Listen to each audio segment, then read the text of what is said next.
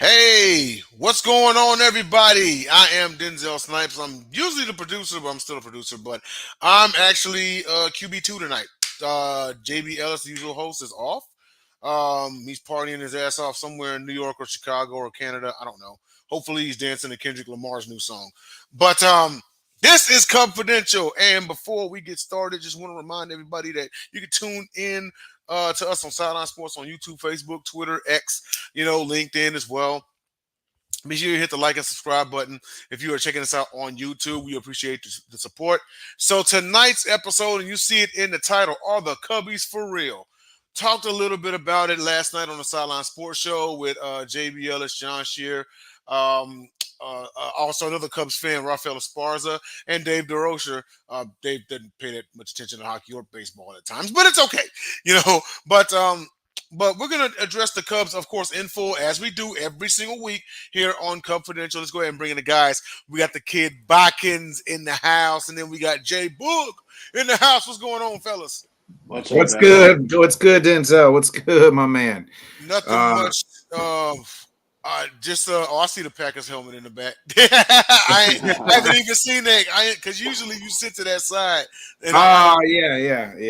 So I don't even see the Packers helmet. So I see the Packers helmet in the back, man. But let's go ahead and get it started. With these series. So this first one right here actually was a shocker. I thought that it would take 3 or 4, but the Cubbies split the Mets and Queens. Imanaga does go to 5-0 on the season. And the Cubs could have went 3 or 4, but they lost 7-6 in 11 innings in Game 4. Nikki, take us through the series, man. What'd you think? Well, it's a repetitive theme. We could have done a lot of things, whether it be, taking 3 out of 4 from the Mets, winning this series against the Padres. Right. But this bullpen is absolutely – it's flaming pile of dog crap. That's what this bullpen is. It's going to continue to cost us day in and day out. It's going to continue to cost us series. It's going to be a repetitive theme until it gets fixed. Starters have pitched well the last month, but this bullpen, it stinks. It's a flaming pile of dog crap. 63 blown leads by this bullpen in 1 month. Nuts. That is crazy. That's a record. It's almost arguable that the Cubs should have 30 wins by now. Yeah.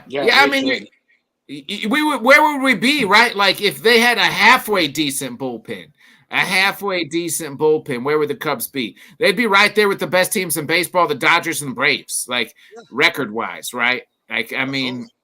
We would be 4, 5, 6 games above on the Brewers. Instead, here we are. We're pretty much tied with them right now because there's not one person you look in that bullpen, you feel like you can call and say, give me 3 outs. Maybe Almonte is starting to get there, but that's it. Yeah, that's about, I guess it wasn't too terrible. You know what I mean? It's just they really, really should have taken 3 out of 4. But Jason, what did you see in this series? Yeah, I'm going to agree with Bakins. The starters have been like lights out. They've been going 5, 6 innings, pitching shutout, good baseball. And then once the bullpen comes in, man, it just totally implodes. And it wastes good outings with these guys. And it's got to be kind of demoralizing to these guys that go out there and pitch their damage. And then all of a sudden, the bullpen comes in and gives up these runs and blows the game, man. But Bakins did touch on a point. We could, easily, be ahead of the Brewers and not even tied up with the Brewers. We could have won a lot of more games than what we have. Yeah, we're currently 19-12. I feel pretty good, right? But you're like, man, we should have 4 or 5 more wins without this bullpen. Real quick on the Wednesday game too, I feel bad for Shota Imanaga. The last 2 outings, he did get the win on the against the Mets, but last night didn't get the win. Pitched great again, both both nights, but only getting no minimal run support. Like, only getting one run in the 1-0 game against the Mets in that series. So it's just like, man, like we need some runs. Again, we battled back in that fourth game there in the Mets. The Mets won it 2-1 in the 11th. Like those type of things can't, like, just too many blown leads. When you score six runs, you should win that game. That's a game you have to win. Especially, and Tyler Ingram is my witness because I talked to him about this on this telecast before. I said the Cubs have to get the bats hot early if they want to win ball games. And that's not saying that they're not a come from behind team, but you feel a little bit better about it if you can. And they did exactly 4-0 in the fifth inning. Morel hits a 3-run jack. It's 4-0. In theory, you're like, all right, I feel a little good. You know what I mean? But if you're a Cubs fan, you know your bullpen. So it's like, oh, slow down now, okay? we got guys named Alizé and Smiley. Hang on a sec. You know? And then even Leiter, he has been awful the last few times out. Like, there's just not a guy that you can rely on. So it's like you said, Denzel, we need a hot start. Like the tighter the game is, the tighter it's looking like this. My butthole's looking like this. That's how tight, because you just can't trust nobody. So if it's a 1-run, even when it's a 1-run game after and we'll get into the Brewers here in a little bit, like that series, the same thing. It's like, man, our starters were lights out, have been lights out. It's, after Hendricks has been gone, every starter's been pitching quality start after quality start, but they turn it over to this bullpen, and I don't think even Craig knows what to do. Yeah. I mean, and you know what? Let's go ahead and go to it real quick. Hang on one second. I'm just drawing something up here. All right, awesome. So, with that being said, we'll go ahead and go to our next series. So, I put up there, I wasn't on the show, I produced it obviously, that we should at least take 2 of 3 from the Brewers and even have a chance to sweep them. I mean, in my defense, we did have a legit chance to sweep them. Should have, yes. Yep. But the Cubs did blank them 6-0 in Game 3. Assad with 6 innings pitched, he allowed 4 hits, had 3 bad balls, but he had 4 Ks. Not bad, right? But he goes to 3-0 on the year. Bakins, your thoughts about this series and also about Assad's performance? Yeah, so it's nice. Assad pitching on Cinco de Mayo, and now he was like, nice nuggets they were dropping during the game. He is the most innings pitched by a Mexican-born pitcher in a Cub uniform, and he got the first like Mexican-born pitcher to pitch on Cinco de Mayo and get a win for the Cubs. So, in the 100+ year history of the Chicago Cubs, he's doing it. My feeling was like, again, it just it could have went back and forth, right? Like outside of the third game on Sunday, you look at Friday's game, we're up 1-0. You go into the 8th, we blow it. This time Alizé, you've been giving up the home runs. This time it was the soft contact, the singles and the doubles caught him. And then even on Saturday's game, you got a lead. It's 6-0. And then they battle back and make it 6-5 because they get 4 runs in the 7th, or it's 5-0. They get 4 runs in the 7th, and then we get 1 in the 8th, and they get 1 in the 9th. So even in that game, it was just, cardiac Cubs are alive. Yeah, and swinging it down to Jason here for a second, and I'm looking at Game 3 where Assad got the win. And yes, I know the biggest criticism, probably the only criticism, has been the bullpen. But looking at Almonte's stats here, 2 innings pitched, he gave you 2 innings, but he gives you 3 Ks. Not bad at all, right? Held it down, didn't give up a hit, didn't give up a run or anything like that. So at least that's a bit of a silver lining around the dark cloud that is the Cubs bullpen. Would you agree? Yeah, I mean, all the starters in the Brewers series, 0 runs. They gave up 0 runs. So that's awesome. All the runs that the Brewers scored came from the bullpen again, and it's absolutely horrible, man. Wesniewski went 6 innings, and who else? Italian, Assad. They all went 6 innings, man. They put in work, and It's impressive to do that. Like those three starters that take that series, and give up 0 runs, absolutely 0 runs. Yeah, Well, absolutely. And and you know what? We'll move on to our next one, which actually finished up today. So Cubs Padres series. So the Cubs end up taking 2 or 3. Um, Michael Bush walks off Padres in game 2. Cubs got shut out today, which Nilsky We dropped lost 2 two. in 1. Hey, Denzel, we lost 2 out of 3, brother. Oh, was it loose? Oh, sure Yeah, we did. lost today. Lost today. I read Cease. it wrong. Dylan Cease. I mean, there was nothing you mhm. could do today. No. Today's one of them days where Dylan Cease looked like a Cy Young type winner. And imagine him being a Cub. I mean, guys, it would be so cool if Dylan Cease was a Cub. Yeah. I mean, it would be the greatest thing in the world. Too bad. I mean, too bad we just never had him. It would be awesome if Dylan Cease was still, unfortunately, he used to be a Cub, and we traded him for stupid Quintana, the worst trade in Jed Hoyer and in his GM history. Like that trade. I mean, imagine if Dylan Cease was on this roster. But nonetheless, today's game, you just tip your cap and say, Dylan, you got us. The Cubs didn't have, and again, history of Cubs, they didn't have one hard hit ball. Today's the first time in the history of Cubs baseball, since they've been tracking that stat, I'm sure, that they didn't have one hard hit. And that's a hard hit's like coming at the bat 98 miles an hour. Everything. Right. So like not even a fly out or a straight liner of 98 coming off the bat. They didn't. I mean, you just tip your cap to Dylan Cease and you say, hey, Wisniewski pitched good today. Again, only giving up 3 runs. You'll take that out of your starter, 3 runs or less, right? Like, but the bats got to get hot. Yeah, the bats got to get hot.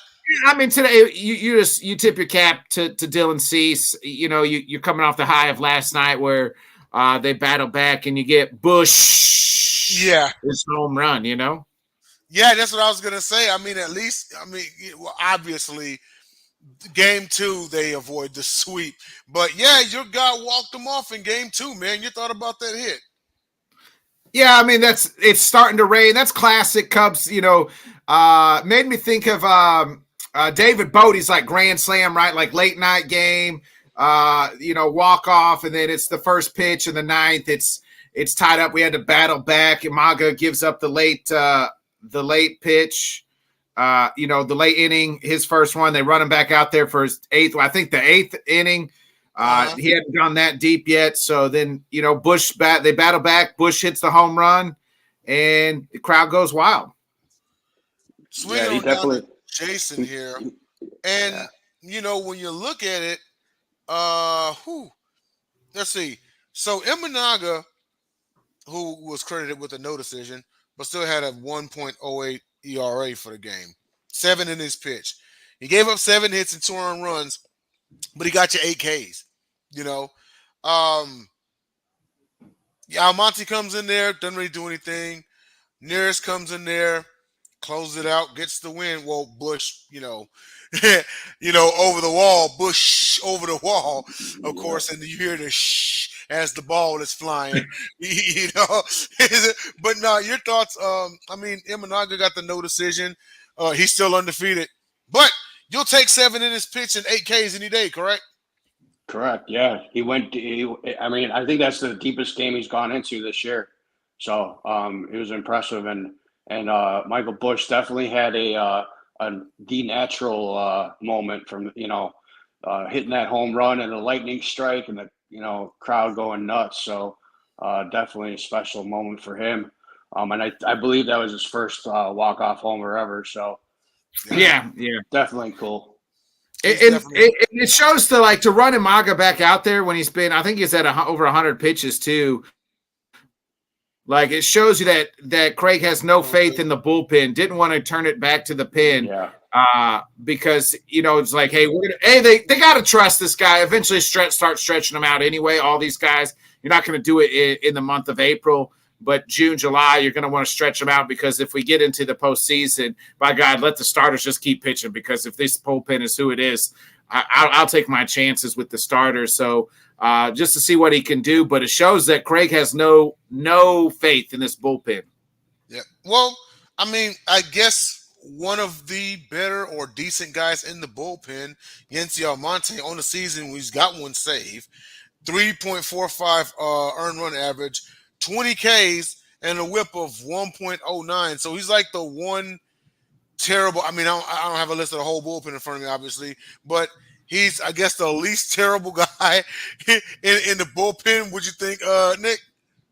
He's been the lone bright spot the last few outings. Like he's the guy that sucks the least, and he's not the greatest at times either.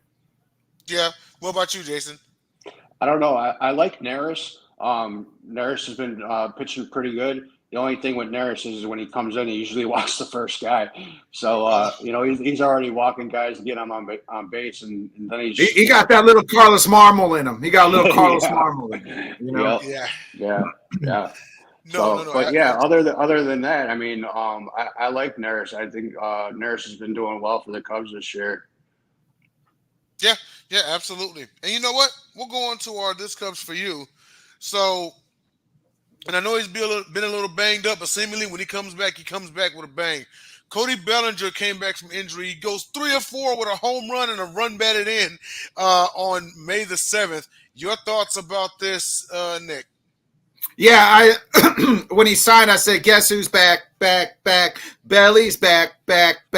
And we were able to say that last night, too, with the home run.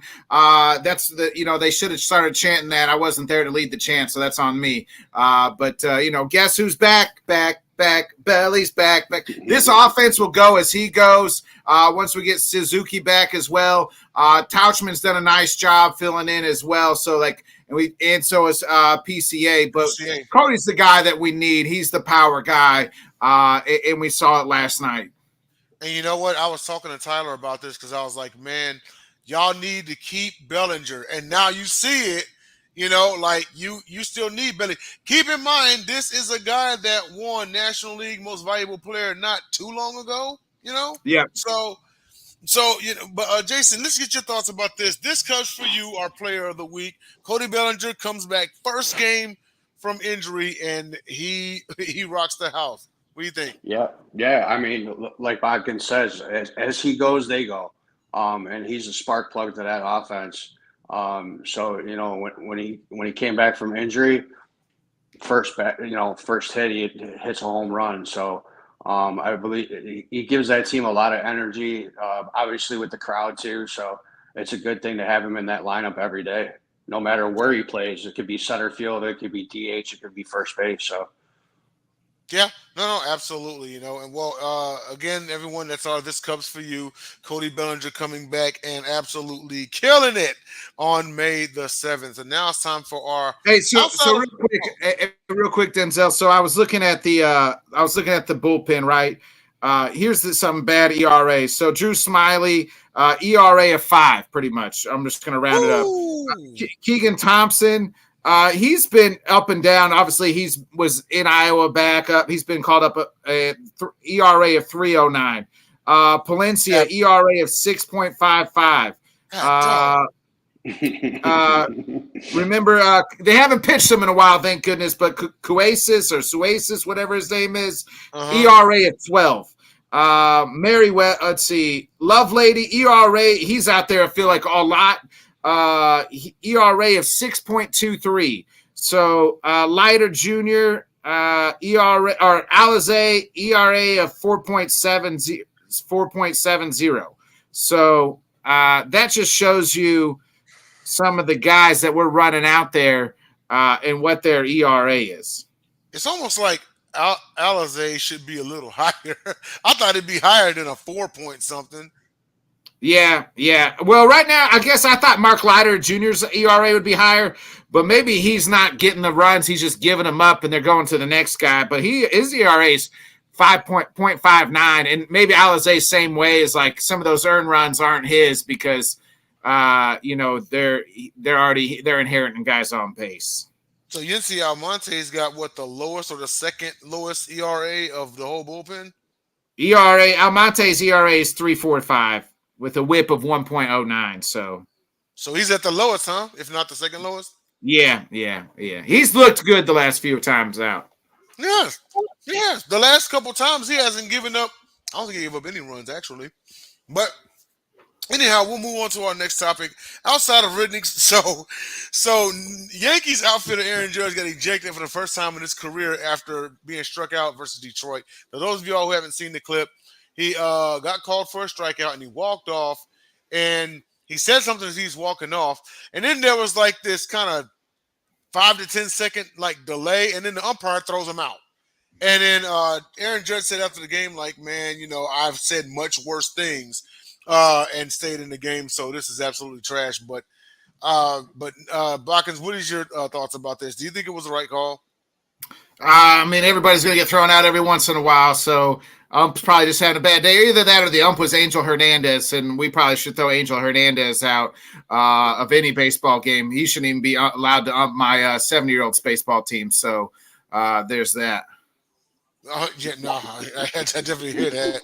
But Jason, what do you think? Do you think it was the right call, or did he get hosed? No. That I watched it probably like 3 or 4 times, man, and that ball was so far out of the strike zone. It was horrible. But I think it has a lot to do with the catchers framing these pitches nowadays, man. And that catcher just brought it right back into the strike zone or the K zone, whatever you want to call it, and it's hard, man. When these guys are catching the ball out of the strike zone and pulling it back in, and the umps are seeing that, they're playing off of that. So, but yeah, I don't think it was the right call for him to get ejected. I don't even think it was a strike, to be honest with you. It was a horrible call. It looked like it was a tad bit inside. I saw the replay like once, and I was like, oh, I don't know if that should have been a strike, but it is what it is. But I was paying attention to Aaron's actions, and I was like, "What did he do? Like, what did he say?" Yeah, I don't know. I don't think he said anything offensive to him. But I think when he walked away, the crowd got kind of into it, and that's what made him walk back and kind of and obviously he got ejected or whatever, and then Boone comes out of the dugout. So, but yeah, Remember when was it earlier this year too? Boone got ejected because a fan said something. Really? What did he say? Yeah.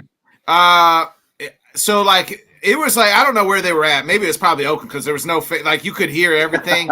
And there was a fan sitting behind Boone, right? And he chumps at the fan chumps at Aaron or at the ump, and the ump just turns around, throws Aaron Boone out. He says, "I don't care who said it, you're gone." And he's like, "I didn't say anything." It was the video caught the replay was the fan. Fan was chiming in at the. That's crazy. He just took the fall for the fan, man. That's rich. But we're almost out of time here, so we'll go on to our cupboard dud. And I know we keep talking about him, but the dude's just amazing. Cupboard dud. Imanaga should be the early National League Cy Young favorite. Bockins, what do you think? Yeah, I'm 100% in agreement. He definitely should. It should have been NL Pitcher of the Month. He was NL Rookie of the Month, but I have a hard time. Anybody who's ever played like real professional baseball, like minor leagues doesn't count. So like when you get called up, but he's been playing professionals the last like 9 years in Japan, so it's hard for me to consider him a rookie. But he definitely should be Cy Young. I mean, the Cubs haven't lost a game since he's hit the mound, even though he gave up a run the other day. His ERA is still under 1. Like it's crazy. So month, 6-7 starts in, I think he's got 6 starts. He definitely has been lights out and should be in the Cy Young conversation if he keeps it up. Definitely. All right, and Jason, what do you think? Cub or yeah, he should yeah. be I'm gonna Cub. I totally agree with Botkins there. And I think it just all depends on what the Cubs do deeper into the season. If he can get that team to the playoffs, I think he's got a good shot at being a Cy Young. Yeah, I mean, I could keep it up. I mean, he should make the NL All-Star team. Dare I say it? Even start. Yeah. Yeah. But and I hear you guys, saying like, taking us deeper to the year and everything. Early favorite. So like as of right now, would you have him as like an early? I'm talking about like the number one.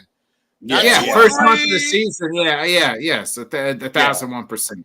Where the Cubs would be without him, you know what I mean? We wouldn't be where we're at. Yeah, I think Council had a after the game interview and said, yeah, Shota has been, one of the main reasons of where we're at, why we're where we're at, So Yeah. he's a huge part in that on that team.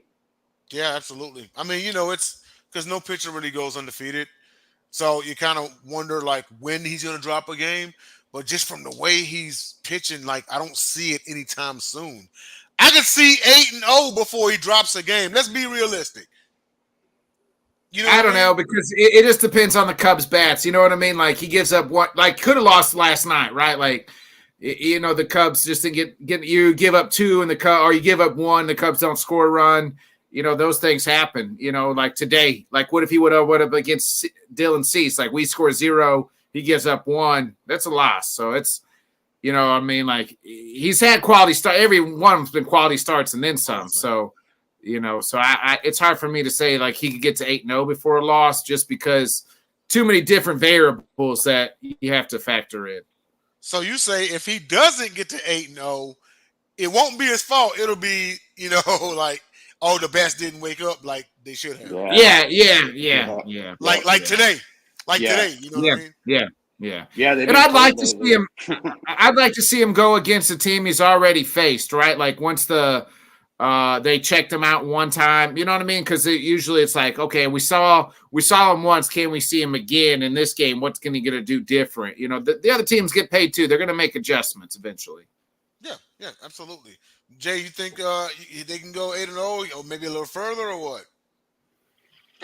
Like Bodkin said, man, it's all going to depend on his run support, and like lately the Cubs have been just cold, not producing very many runs.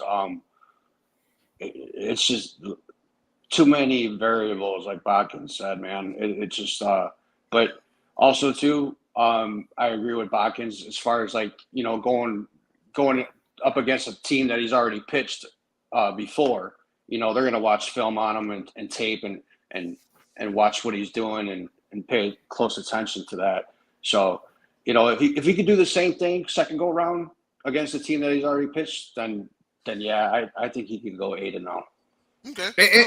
And historically, Japanese pitchers have always struggled, especially the second half of the season. Season's longer here in the States. Like, there's not been very many pitchers like Japanese. I think Yu Darvish really is about the only one that comes to my mind. Like, for a whole season, really put it together and didn't struggle when they first got over here for a full season.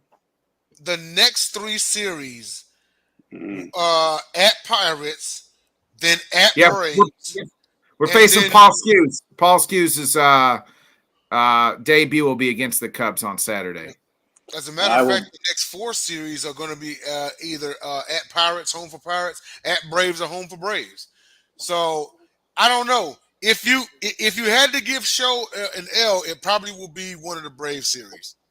Yeah, probably be one of the Braves series. Although the Pirates, he might miss both of those series. I don't. So we got the Pirates next, so he'll miss that. He'll miss that series because he already pitched.